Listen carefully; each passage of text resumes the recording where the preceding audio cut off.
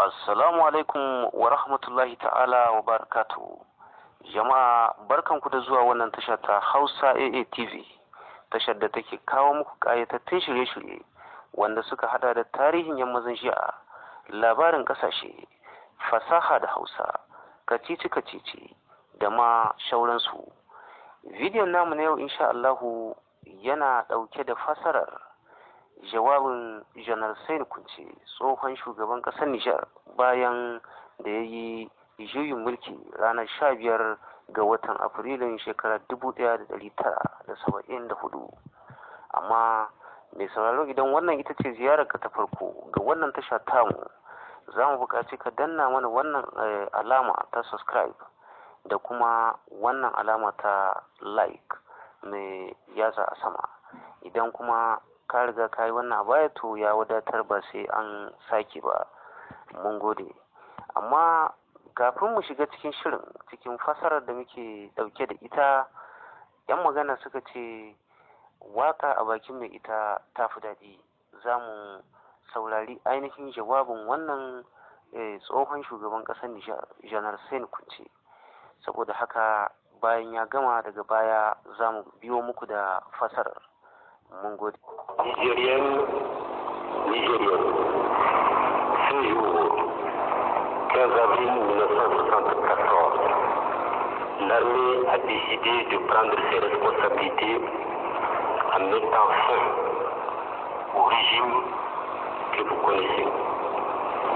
Après 15 ans de règne, jalonné d'injustice, de corruption, d'égoïsme et d'indifférence à l'endroit du peuple auquel prétendait assurer le bonheur, nous ne pouvions plus tolérer la permanence de cette oligarchie. En ma qualité de chef d'état-major général des forces armées, je décide et proclame la suspension de la Constitution, la dissolution de l'Assemblée nationale, la suppression de toutes les organisations politiques et parapolitiques. Allahu Akbar. Wannan shine jawabin da Janar Sani Kunce ya yi wa 'ya'yan Nijar ranar 15 ga watan Afrilun shekarar 1974. Ga abin da yake faɗa. 'Ya'yan Nijar maza da mata, yau 15 ga watan Afrilun shekarar 1974, sojoji sun ɗauki doka a hannunsu ta hanyar kawo ƙarshen mulkin da kuka sani.